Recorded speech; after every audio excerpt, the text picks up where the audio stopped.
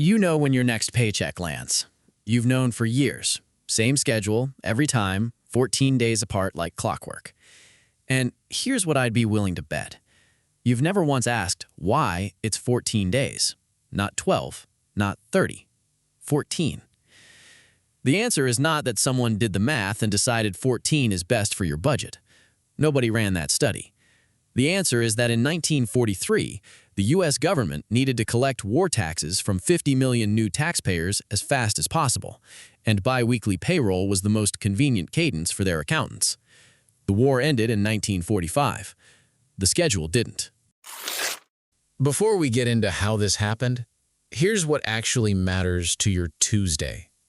According to a 2024 survey of more than 38,000 workers, 77% of Americans said a one-week delay to their paycheck would cause them financial difficulty. Not minor inconvenience, difficulty. The paycheck schedule is not a formatting choice. It's load-bearing infrastructure for most households in this country. And you had zero input on it. Stick around, because there's an industry worth billions that exists entirely because of this mismatch. And that part is genuinely impressive in a horrible way. And here's what should feel strange once you look at it. Your rent is due on the first of the month. Your mortgage is monthly. Your car payment is monthly. Your utilities are monthly. Your subscriptions, all of them, are monthly. The entire consumer financial world runs on a 30-day cycle. But your income, the thing every single one of those bills depends on, arrives on a 14-day cycle that lines up with none of them. Biweekly pay produces 26 paychecks a year, not 24, 26.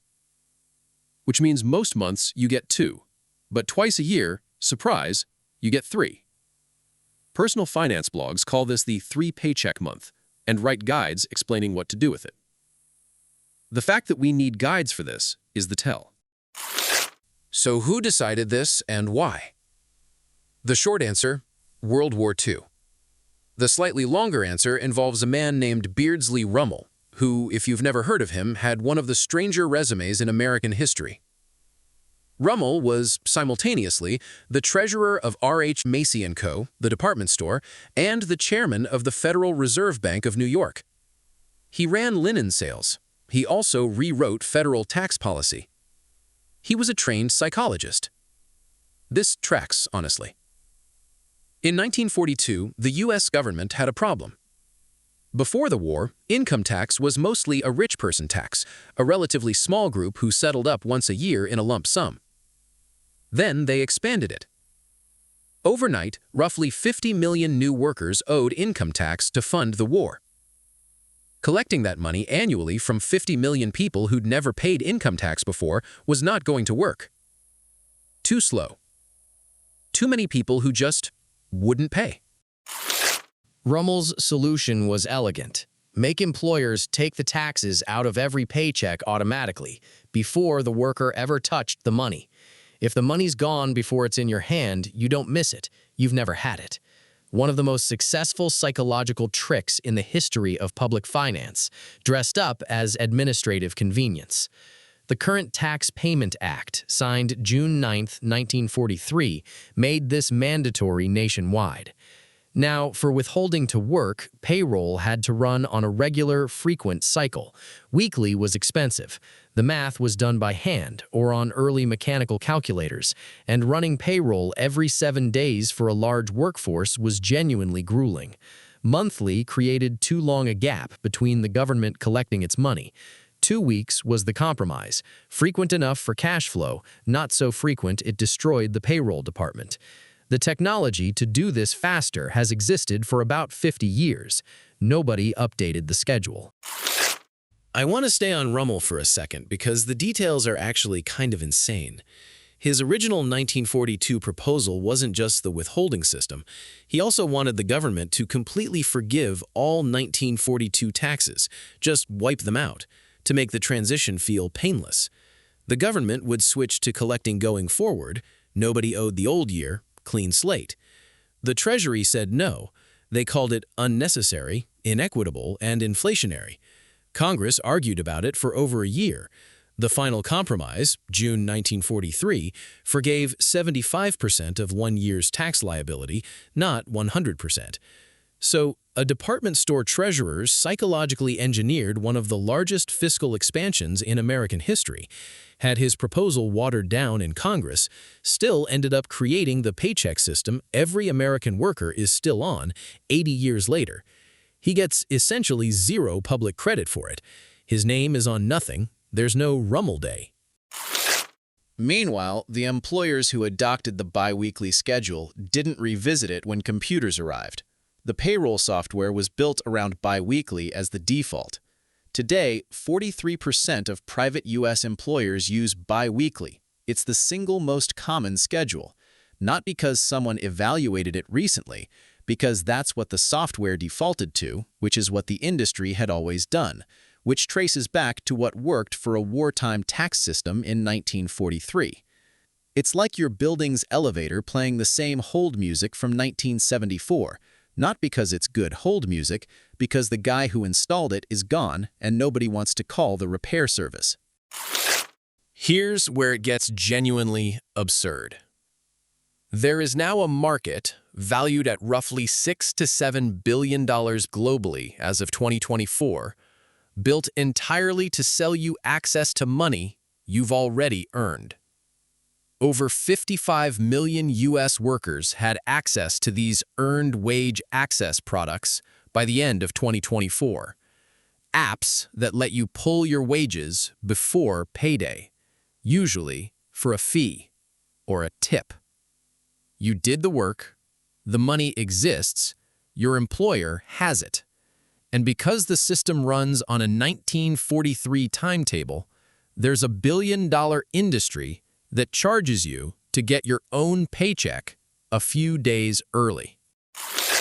And if you want a sign that nobody thought this through with you in mind, here's the biweekly versus semi-monthly situation. These sound like the same thing. They're not. Biweekly means every 2 weeks, 26 pay periods a year. Semi-monthly means twice a month, always on the same 2 dates, like the 1st and the 15th, 24 pay periods a year. Semi-monthly lines up with monthly bills. Biweekly doesn't. And because 26 doesn't divide evenly into 12 months, twice a year you get that bonus 3-paycheck month that feels like a windfall.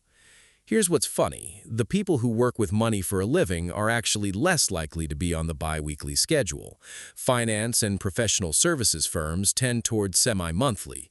Construction workers, people who pour concrete, are paid weekly at a rate of 65.4% of establishments, the highest of any industry. I went and looked this up assuming it would be the other way around. It is not.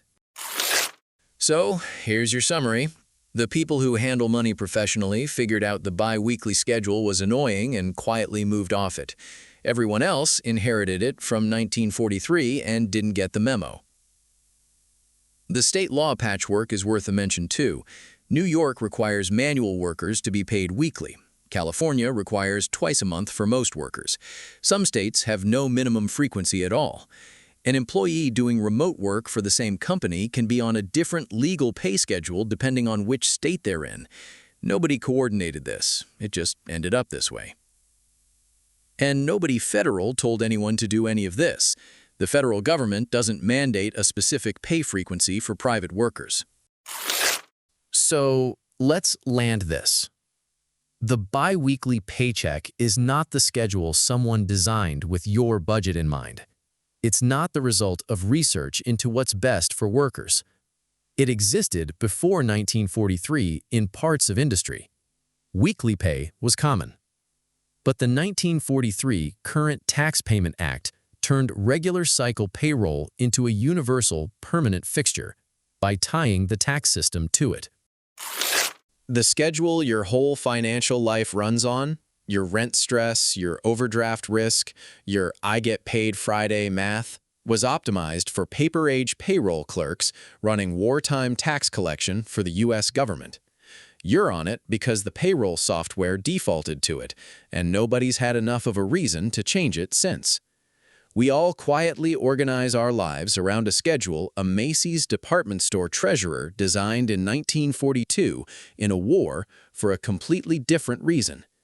And the EWA industry, the apps charging you to access money you've already made, exists because the schedule creates a gap, and where there's a gap, there's a fee. In 1943, the government needed to collect money from 50 million new taxpayers simultaneously, with paper and adding machines, while fighting 2 wars on 2 continents. They invented a system so smooth that workers barely felt the taxes leave. It's been running essentially untouched for over 80 years. Incredible work, terrible for your rent alignment. Anyway, your paycheck arrives on a 1943 timetable. What your brain does to it when it lands is a separate problem. If you want to understand why payday feels like permission to spend, that one's right there.